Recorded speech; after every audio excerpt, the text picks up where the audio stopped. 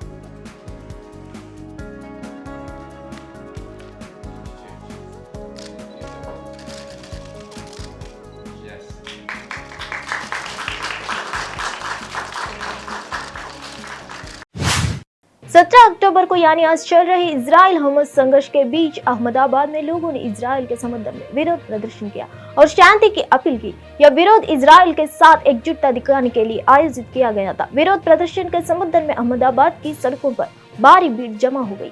Gaza में Israel और Hamas के बीच चल रहे अंत की हमलों के बाद से जारी युद्ध में अब तक 1300 लोगों की जान जा चुकी है और 3600 से ज्यादा लोग घायल हुए हैं।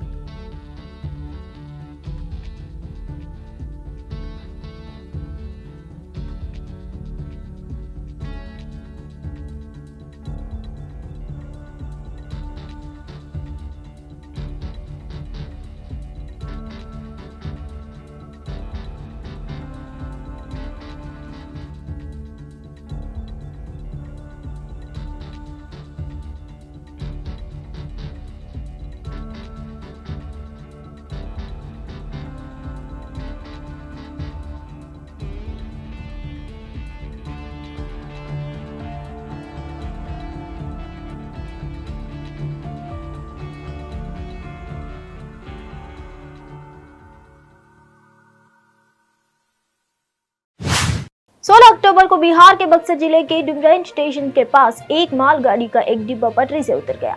रेलवे प्रवक्ता के अनुसार मालगाड़ी दीनदयाल उपाध्याय जंक्शन से बक्सर होते हुए फतुहा जा रही थी।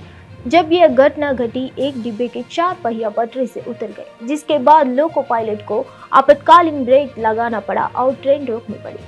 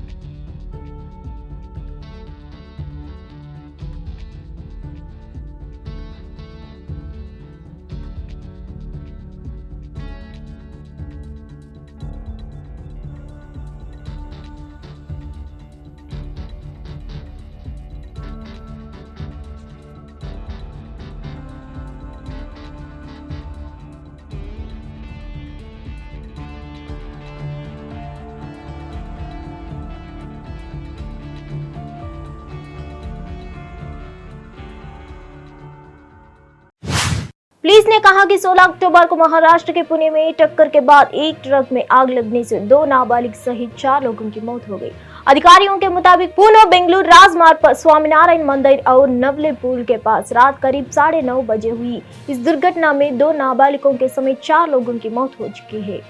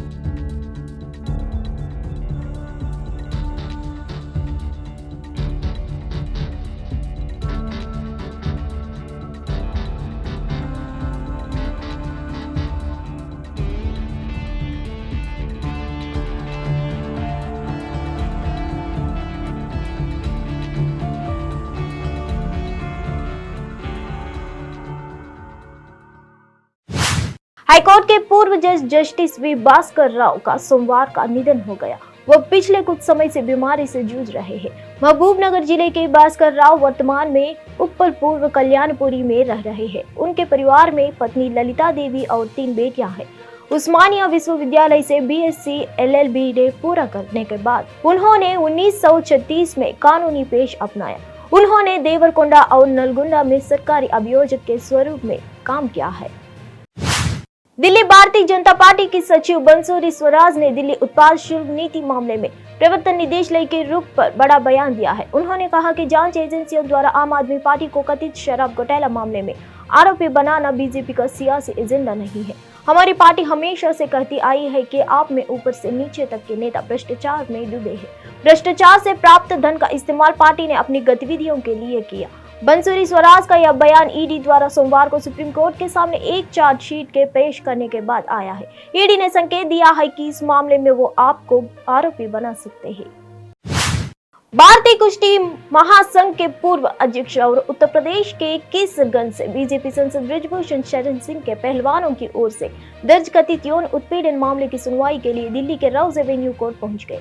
इस दौरान बृजभूषण शरण सिंह के चेहरे पर मुस्कान थी। गौरतलब है कि इससे पहले 24 सितंबर को बृजभूषण शरण सिंह के खिलाफ दर्ज कथित यौन उत्पीड़न मामले में दिल्ली पुलिस ने अदालत में कहा था कि आरोपी ने महिला पहलवानों को यौन उत्पीड़न करने का कोई मौका नहीं छोड़ा। पुलिस ने रोज एवेन्यू कोर्ट के अतिरिक्त मुख्य मेट्रोपॉलिटन मजिस्ट्रेट हरजीत सिंह जसपाल के समक्ष दलील देते हुए कहा कि सिंह के खिलाफ आरोप तय करने के लिए पर्याप्त सबूत है। राजस्थान विधानसभा चुनाव की तारीखों का ऐलान होते ही सभी प्रक्रिया का एक्टिव हो गई है। चुनाव के दौरान पैसे के लेन देन और हवाला कारोबार आकांक्षा लगने के लिए पुलिस और प्रशासन की टीम लगातार नजर बनाए हुए है।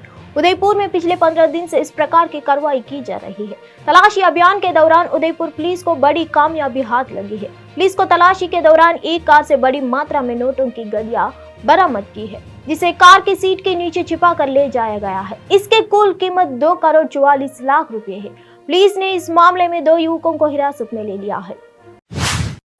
टीडीपी प्रमुख चंद्रबाबू की याचिका पर आज सुप्रीम कोर्ट में सुनवाई होगी। चंद्रबाबू की रद्द याचिका पर जस्टिस अनिरुद्ध बोस जस्टिस बोला एम त्रिवेदी की बेंच के सामने बहस जारी रहेगी। आज 2 बजे सुनवाई शुरू होगी। सुप्रीम कोर्ट ने आज इसे 45वें आइटम के रूप में सूचीबद्ध किया है। वरिष्ठ वकील हरीश सल्वे, अभिषेक मानु सिंघवी और सिद्धार्थ लूथरा चंद्रबाबू की ओर से दलीलें सुनेगी। आंध्र प्रदेश सरकार के मुकुल रोहतगी बहस जारी रखेंगे। चंद्रबाबू नायडू ने याचिका दायर की है, एक विशेष अनुमति याचिका। चूंकि पिछले शुक्रवार को अदालत का समय समाप्त होने का एक एपी सरकार की दलीलें पूरी नहीं हुई थी। मुकुल रोहतगी आज दोपहर सुनवाई शुरू होते ही अपनी दलीलें जारी रखेंगे। राष्ट्रीय राजधानी के कई हिस्सों में सोमवार देर रात हल्की बारिश हुई, जिससे तापमान में 6 डिग्री की गिरावट आई। पिछले 24 घंटे में शहर का तापमान 29 डिग्री सेल्सियस से गिरकर 23 डिग्री सेल्सियस पर पहुंच गया। विभिन्न प्रमुख सड़कों पर यातायात धीमी गति से चला। धन्यवाद, फिर मिलेंगे अगले खबर में।